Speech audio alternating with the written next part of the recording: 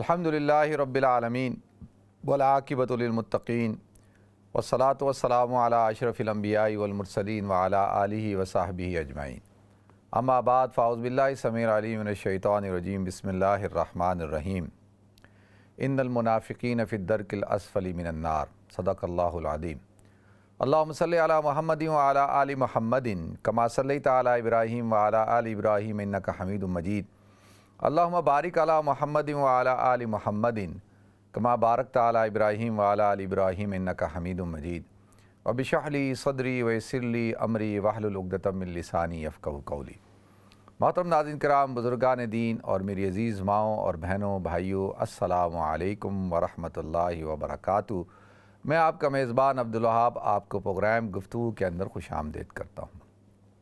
ناظرین، آج میری گفتگو کا عنوان منافق ہیں، اور آپ حضرات یہ سوچیں گے کہ بھئی میں منافقین کے اوپر کیوں گفتگو کرنا چاہ رہا ہوں، کیا وجہ بنی۔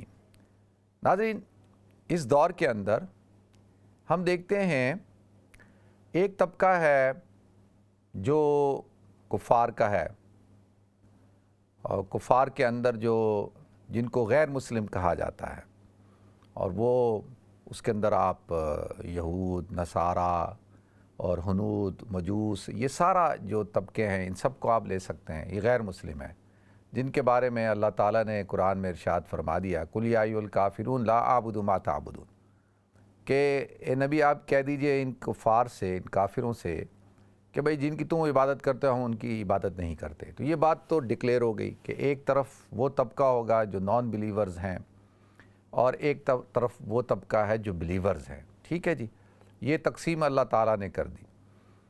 تو میں اس وقت جو منافقین کی جو بات کر رہا ہوں، تو ہم دیکھتے ہیں کہ ایک جو غیر مسلم ہے وہ تو کھل کے بات کرتا ہے، اور اس کو یہ حق حاصل ہے کہ کیونکہ اس نے قرآن اور اسلام پر اس کا یقین نہیں ہے، اللہ اور اس کے رسول پر اس کا یقین نہیں ہے، تو وہ ایک بلیو رکھتا ہے، اور اس بلیف کی وجہ سے جو ہے وہ اس کو حق حاصل ہے کہ وہ تنقید کرے، وہ جو اس نے کہنا ہے کہے، مسلمانوں کو کہے، اسلام کو کہے، وہ کہہ سکتا ہے، کیونکہ اس کا بلیو ہی نہیں ہے، اس کا یقین ہی نہیں ہے۔ اور دوسری طرف ناظرین ایک طبقہ ہے جس کو ہم بلیورز کہتے ہیں، جو کہ مسلمان ہے۔ تو مسلمان، اس کو پورا حق حاصل ہے کہ وہ اپنے ایمان کی، اپنے اسلام کی فکر کرے، اور اس پر ایک رائے رکھے، اور کوئی اگر اس کے ایمان اور اسلام پر حملہ کرتا ہے اور اس کے بلیوز پر، اس کے عقائد پر، تو اس کا مقابلہ کرے اور ان کو جواب دے۔ تو اور جو علمی مباحث ہیں ان کا سلسلہ جاری رہنا چاہیے، اور بحیثیت انسان ہونے کے سارے برابر ہیں، ہم بحیثیت انسان ہونے کے سب کی رسپیکٹ کرتے ہیں، اور اسلام بھی یہ حکم دیتا ہے کہ بھئی آپ سب کی رسپیکٹ کرو، ان کو عزت دو اور ان کو احترام دو، جو آپ دے سکتے ہیں دیں۔ بالکل قرآن نے کہا وَلَقَدْ كَرَّمْنَا بَنِي آدم، کہ ہم نے بنی آدم کو عزت دی، اور اللہ تعالیٰ نے واضح طور پر ارشاد فرما دیا کہ لَقَدْ خَلَقْنَا الْإِنسَانَ فِي أَحْسَنِ تَقْوِيمٍ، کہ ہم نے انسان کو احسن تقویم پہ پیدا کیا ہے۔ تو لہذا یہ دو طبقے ہیں۔ اب ان دو طبقوں میں ناظرین بیچ میں ایک طبقہ ہے جس کو منافق کہا جاتا ہے۔ میں اس وقت جب بھی آپ بھی اور میں بھی جب بھی ہم صف بندی ہوتی ہے، تو میں اور آپ اپنے آپ کو کس صف میں کھڑا کرنا پسند کریں گے؟ یقینی طور پر جب ہم نے اسلام کو قبول کر لیا ہے اور جب ہم مسلمان ہیں، تو اب ہمیں یقینی طور پر اپنے آپ کو اس صف میں کھڑا کرنا ہے جو مسلمانوں کی صف ہے، اپنے آپ کو اس جماعت میں کھڑا کرنا ہے جو اسلام کی جماعت ہے، جو مسلمانوں کی جماعت ہے۔ آپ کہیں گے نہیں جی ہمیں تو اختیار نہیں تھا، ہم تو پیدا ہو گئے مسلمان گھر کے اندر، اور مسلمان گھر کے اندر پیدا ہوئے ہیں، تو لہذا اب ہم جو ہے وہ مجبوراً کھڑے ہوتے ہیں اس جماعت میں، مجبوراً۔ کبھی کبھی آپ دیکھتے ہیں نا، جب میں نماز پڑھا رہا ہوتا ہوں، جمعے کا خطبہ دے رہا ہوتا ہوں، رمضان یا کوئی والد جو ہے نا زبردستی بچوں کو لایا ہوا ہوتا ہے، اپنے لڑکوں کو لے کے آیا ہوا ہوتا ہے زبردستی، تو وہ آتے ہیں اور ادھر ادھر دیکھ رہے ہوتے ہیں، جیسی موقع ملتا ہے بھاگ جاتے ہیں، یا باتھ روم میں چلے جائیں گے، پیچھے چلے جائیں گے، ادھر ادھر ہو جائیں گے، تو ان کو زبردستی لے کے آتا ہے۔ تو وہ آپ کہیں گے کہ بھئی یہ تو زبردستی کا ہے، والدین نے ہمیں اسلام دے دیا. تو لہذا یہ ایسی بات نہیں. جب آپ بالغ ہوتے ہیں تو آپ پڑھ سکتے ہیں نا، اسلام کو پڑھ سکتے ہیں، سمجھ سکتے ہیں کہ آپ کو پتہ ہو کہ بھئی اسلام کیا ہے. تو لہذا ناظرین، تو ایک طرف جو ہے مسلمانوں کی جماعت ہے، ایک طرف جو ہے غیر مسلموں کی جماعت ہے. تو ہم اپنے آپ کو کس طرف کھڑا کریں گے؟ ہم اپنے آپ کو اس طرف کھڑا کریں گے جو مسلمانوں کی جماعت ہے، کیونکہ ہم مسلمان ہیں، ہم نے کلمہ پڑھا ہے اور ہم بلیورز ہیں. تو لہذا ناظرین، جب دیکھتا ہوں تو جب صف بندی ہو رہی ہوتی ہے تو مسلمانوں میں سے ایک بہت بڑی جماعت جو ہے وہ نہ اس طرف کھڑی ہوتی ہے نہ اس طرف کھڑی ہوتی ہے. یعنی جب صف بندی ہو رہی ہے تو نہ وہ مسلمانوں کی جماعت میں ہوتے ہیں نہ وہ غیر مسلموں کی جماعت میں ہوتے ہیں. تو بھائی یا تو ڈکلیئر کریں کہ بھائی ہم ادھر ہیں یا ادھر ہیں. تو یہ جو طبقہ ہوتا ہے، اس طبقے کو کیا کہا جاتا ہے؟ اسلام کی روح سے کیا کہا جاتا ہے؟ تو اللہ تعالیٰ نے ارشاد فرمایا مذبذبین بین ذالک لا الہ ہؤلاء ولا الہ ہؤلاء. یہ جو منافقین کا جو طبقہ ہے یہ تذبذب کا شکار ہیں. یہ لا الہ ہؤلاء ولا الہ ہؤلاء، نہ اس طرف پورے ہوتے ہیں نہ اس طرف پورے ہوتے ہیں. تو لہذا ان کی حالت ہے. تو ہمارے ہاں ایک طبقہ پایا جاتا ہے، بہت بڑا طبقہ ہے، جن کا نام عبداللہ ہوگا، عبد الرحمن ہوگا، محمد مصطفیٰ ہوگا، اور وہ بظاہر وہ کہیں گے کہ جی ہم مسلمان ہیں، لیکن جب صف بندی ہوگی تو وہ آپ کو نظر نہیں آئیں گے، وہ آپ کو ادھر ادھر ہوتے ہوئے نظر آئیں گے. تو لہذا اس حوالے سے میں نے سوچا تھوڑا سا اس پہ گفتگو کی جائے. جب بڑے بڑے ہم اپنے دانشوروں کو سنتے ہیں جو بیٹھ کے لیکچر دے رہے ہیں اور مختلف فورمز پہ، تو حیرانگی ہوتی ہے کہ بھائی یہ کس قسم کے مسلمان ہیں. دیکھیں انسان ہونے پہ تو کسی کو کوئی شک اور شبہ نہیں ہوتا کہ انسان تو ہیں، لیکن مسلمان ہونے پہ شک و شبہ ہوتا ہے کہ بھئی یہ کس قسم کا مسلمان ہے، کہ یہ کس قسم کی تھاٹ رکھتا ہے. تو لہذا اس حوالے سے تھوڑی سی جو ہے وہ گفتگو کرنی تھی. دیکھیں سورہ بقرہ جب ابتدا ہوتی ہے نا، شروع کے اندر سورہ بقرہ کے اندر، تو کیا اللہ تعالیٰ ارشاد فرماتے ہیں اعوذ باللہ من الشیطان الرجیم الف لام میم ذالک الکتاب لا ریب فیہ ھدی للمتقین. اللہ تعالیٰ اس کتاب کے بارے میں ارشاد فرماتے ہیں کہ اس میں کوئی شک نہیں ہے اور کسی قسم کا کوئی شبہ نہیں ہے، اور ھدی للمتقین، اور اس کے اندر ہدایت ہے متقین کے لیے. پھر اللہ تعالیٰ آگے ارشاد فرماتے ہیں وہ کون ہیں؟ الذین یؤمنون بالغیب ویقیمون الصلاۃ ومما رزقناہم ینفقون والذین یؤمنون بما انزل الیک وما انزل من قبلک وبالآخرۃ ھم یوقنون. کہ بھئی یہ ساری صفات بیان کر دی کہ وہ کون ہیں جو ایمان رکھتے ہیں جو آپ پر اترا، جو آپ سے ماقبل اترا، اور آخرت کے دن کے اوپر یقین رکھتے ہیں. وبالآخرۃ ھم یوقنون اولئک علی ھدی من ربہم واولئک ھم المفلحون. کہ اللہ تعالیٰ کہتے ہیں کہ یہی وہ لوگ ہیں جو ہدایت یافتہ ہیں اور یہی وہ لوگ ہیں جو فلاح یافتہ ہیں، یعنی کامیاب بھی یہی ہوں گے. اولئک علی ھدی من ربہم واولئک ھم المفلحون. پھر اس کے بعد آگے اللہ ارشاد فرماتے ہیں ان الذین کفروا. پھر اللہ تعالیٰ جنہوں نے کفر کیا، جو ایمان نہیں رکھتے، جو اللہ اور اس کے رسول پر، کتاب پر، آخرت پر ایمان نہیں رکھتے، تو اللہ فرماتے ہیں ان الذین کفروا سواء علیہم اانذرتہم ام لم تنذرہم لا یؤمنون. کہ یہ جنہوں نے کفر کیا ہے نا، ان کے اوپر برابر ہے، آپ ان کو ڈرائیں نہ ڈرائیں، یہ ایمان لانے والے نہیں ہیں. ختم اللہ علی قلوبہم وعلی سمعہم وعلی ابصارہم غشاوہ ولہم عذاب عظیم. کہ اللہ تعالیٰ کہتے ہیں ہم نے ان کے دلوں پہ مہر لگا دی ہے، ان کے دلوں کے اوپر، ان کے آنکھوں پر، کانوں پر، ان کے دلوں میں پردہ ہے، یہ ایمان والے لانے والے نہیں ہیں، اور ان کے لیے اللہ تعالیٰ نے آخرت کے اندر عذاب عظیم تیار کیا ہے. وَمِنَ النَّاسِ مَن يَقُولُ آمَنَّا بِاللَّهِ وَبِالْيَوْمِ الْآخِرِ وَمَا هُمْ بِمُؤْمِنِينَ. تو اللہ فرماتے ہیں کہ لوگوں میں سے ایک گروپ جماعت ایسی ہے، وَمِنَ النَّاسِ مَن يَقُولُ آمَنَّا بِاللَّهِ وَبِالْيَوْمِ الْآخِرِ، کہ وہ کہتے ہیں کہ ہم ایمان لائے اللہ پر اور آخرت پہ. وَمَا هُمْ بِمُؤْمِنِينَ، اور اللہ کہتا ہے یہ جو ہے وہ مومن نہیں ہے، یہ مومن نہیں ہے. وہ کہتے رہے ہیں کہ بھئی ہم ایمان لائے اللہ اور آخرت پہ، تو اللہ کہتا ہے نہیں یہ مومن نہیں ہے. یخادعون اللہ والذین آمنوا وما یخدعون الا انفسهم وما یشعرون. کہ یہ کس کو دھوکہ دیتے ہیں؟ اللہ کو دھوکہ دے رہے ہیں، اور ان لوگوں کو دھوکہ دے رہے ہیں جو ایمان لائے ہیں. اور اللہ کہتے ہیں حقیقتاً یہ کس کو دھوکہ دے رہے ہیں؟ اپنے آپ کو دھوکہ دے رہے ہیں. اور پھر اللہ اگر ارشاد فرماتے ہیں فی قلوبہم مرض فزادہم اللہ مرضا ولہم عذاب علیم بما کانوا یکذبون. کہ فی قلوبہم مرض، کہ ان کے دلوں کے اندر بیماری ہے، مرض ہے، فزادہم اللہ مرضا، اور اللہ تعالیٰ ان کے اس مرض کو بڑھائے گا۔ یعنی یہ وہ بیماری ہے کہ دیکھیں بیماری کی 3 اسٹیج ہوتے ہیں نا۔ ایک پہلا اسٹیج ہوتا ہے چھوٹی موٹی بیماری ہوئی اور اس کو آپ نے علاج کر لیا، یا آپ نے آرام کر لیا، یا آپ نے پرہیز کر لیا۔ اگر آپ نے اس کو اگنور کر دیا اور اس کو ڈھیل دی، اس کا کوئی ایسا کچھ اس کے اوپر توجہ نہیں دی، تو وہ دوسرے اسٹیج پہ پہنچ جاتی ہے۔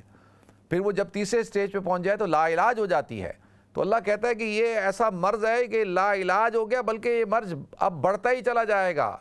فی قلوبہم مرض فزادہم اللہ مرضا ولہم عذاب علیم بما کانوا یکذبون، کہ ان کے لیے دردناک عذاب ہے، اور کیونکہ یہ جھوٹ بولتے ہیں، یہ جھوٹے ہیں۔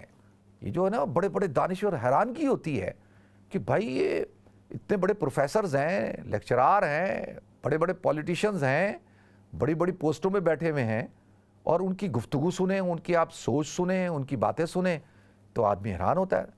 تو اللہ کہتا ہے وَلَهُمْ عَذَابٌ عَلِيمٌ بِمَا كَانُوا يَكْذِبُونَ، کہ یہ وہ ہیں کہ جھوٹ بولتے ہیں۔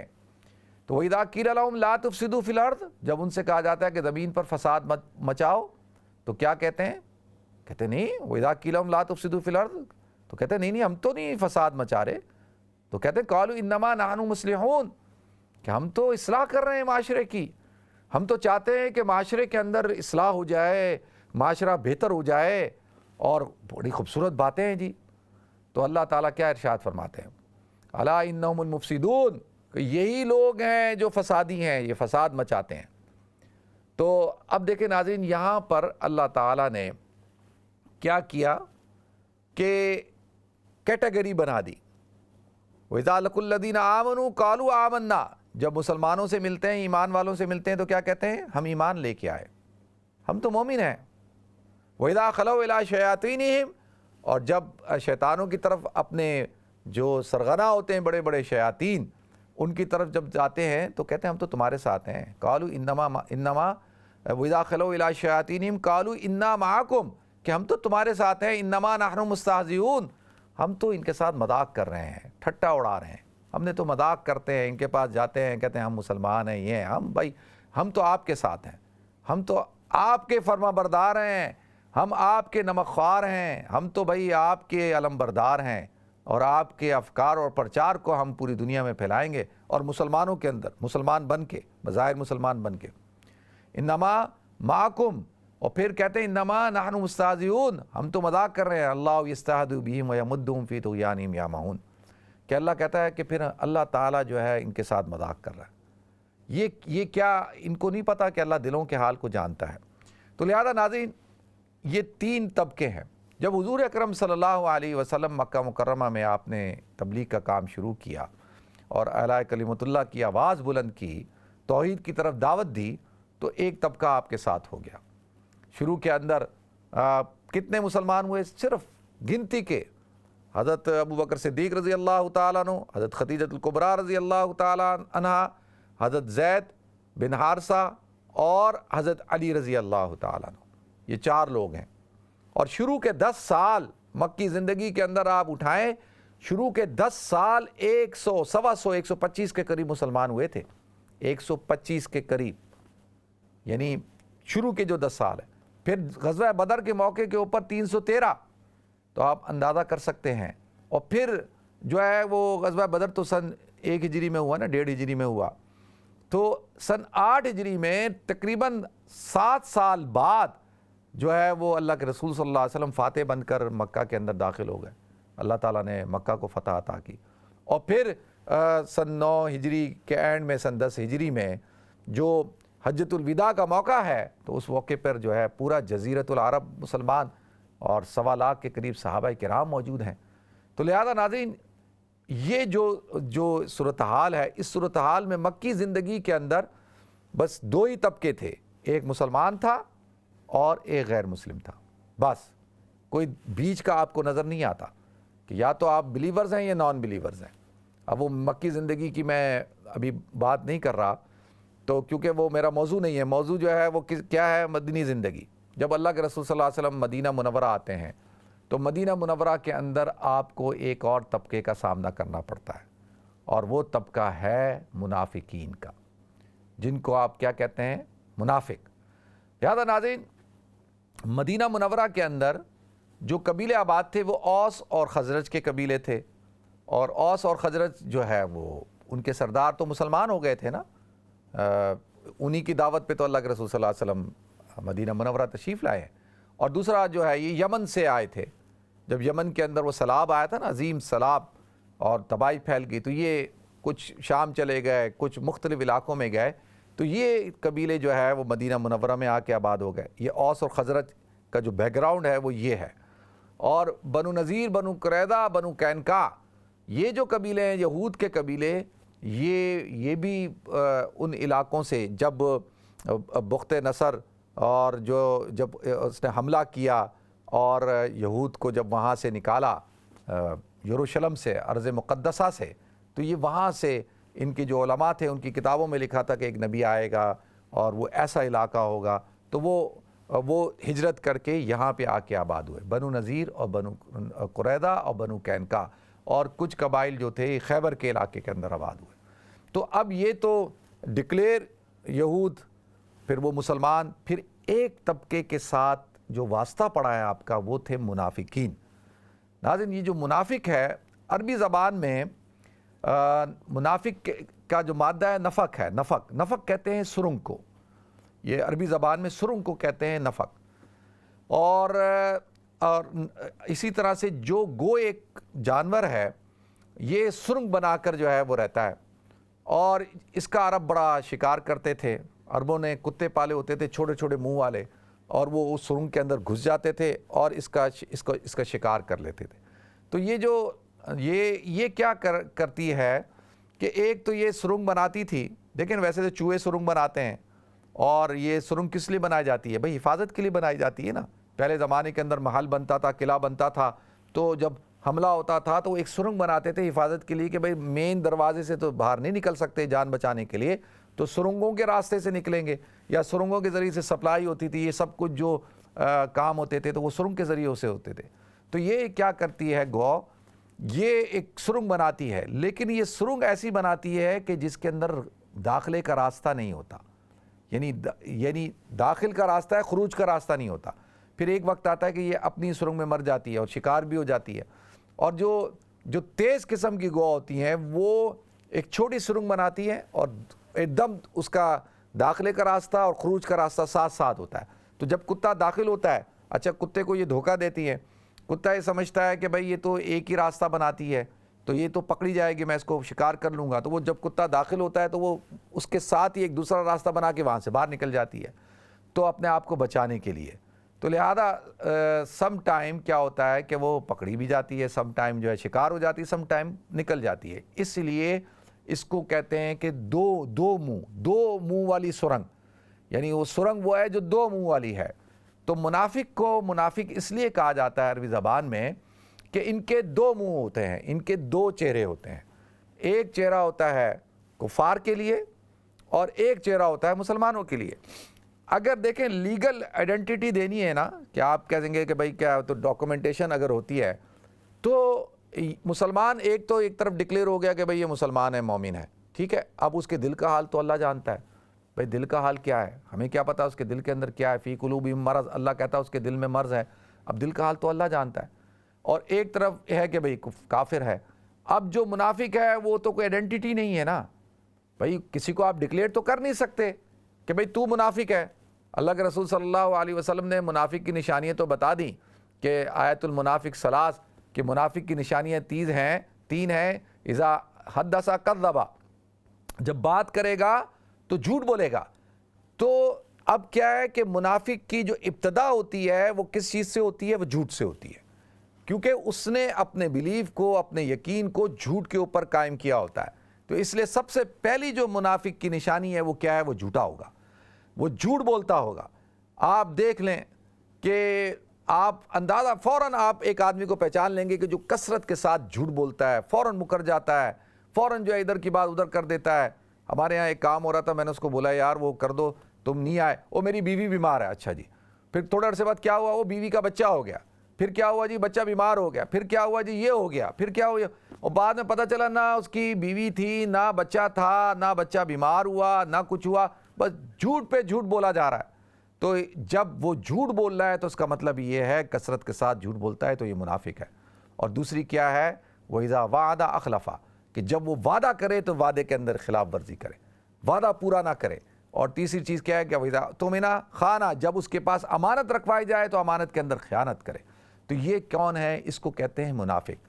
تو لہذا ناظرین یہ جو منافق ہیں یہ حضور اکرم صلی اللہ علیہ وسلم کے زمانے میں تھے۔ ان کا جو رئیس المنافقین ہے، رئیس المنافقین عبداللہ بن ابی بن سلول ہے، لیکن ناظرین اس کو بھی اللہ کے رسول نے ڈکلیئر نہیں کیا کہ یہ کافر ہے۔ بھئی آپ مجھے بتائیں کہ کسی کافر کا کیا جنازہ پڑھایا جاتا ہے؟ جنازہ پڑھایا جاتا ہے، کیونکہ عملی طور پر تو وہ کہتا ہے میں مومن ہوں، میں مسلمان ہوں، اور لیکن کل بھی جب موقع آتا ہے تو وہ کیا کرتا ہے؟ جھوٹ بولتا ہے، وہ وعدہ خلافی ورزی کرتا ہے، وہ مسلمانوں کے خلاف سازشیں کرتا ہے۔ تو کیوں؟ کیونکہ وہ ڈکلیئر جو ہے اپنے آپ کو نہیں کر رہا نا، وہ بتا نہیں رہا کہ بھئی میں کون ہوں، یا تو کھل کے بولے کہ بھئی میں کون ہوں۔ تو لہذا اسی لیے یہ ایک ہوتا ہے منافق کی جو قسمیں نا، ایک تو منافق عملی ہوتا ہے کہ منافق عملی اس کا وہ اس کے اعمال منافقوں والے، نفاق والے اعمال اختیار کیے ہوئے، اور ایک ہوتا ہے اعتقاداً منافق۔ دیکھیں ایک طبقہ تھا جو اعتقاداً منافق ہوتا تھا، وہ کون تھے؟ وَقَالَتْ طَائِفَةٌ مِّنْ أَهْلِ الْكِتَابِ آمِنُوا بِالَّذِي أُنزِلَ عَلَى الَّذِينَ آمَنُوا وَجْهَ النَّهَارِ وَاكْفُرُوا آخِرَهُ لَعَلَّهُمْ يَرْجِعُونَ، کہ اہل کتاب میں ایک طبقہ ایسا تھا کہ وہ دیکھتے تھے کہ جب لوگ مسلمان ہوتے ہیں تو وہ اسلام سے پھرتے نہیں ہیں، ان کے اوپر تشدد ہو رہا ہے، ان کے اوپر کیسے کیسے حالات۔ حضرت خباب بن ارد رضی اللہ تعالیٰ عنہ اپنا جو یہ کمر دکھاتے ہیں کہ مجھ کو جو ہے کس طریقے سے جو ہے تشدد کیا گیا۔ حضرت بلال اور جو صحابہ کرام ہیں، مختلف صحابہ کرام، خود حضور اکرم صلی اللہ علیہ وسلم کی ذات اقدس حضرت ابو بکر صدیق رضی اللہ تعالیٰ عنہ اور صحابہ کرام، تو وہ بڑے حیران ہوتے تھے، وہ کہتے تھے یار یہ بڑے پکے ہیں، تو ایسا کیا جائے کہ دڑاڑ ڈالی جائے۔ کیا کی جائے؟ دڑاڑ ڈالی جائے۔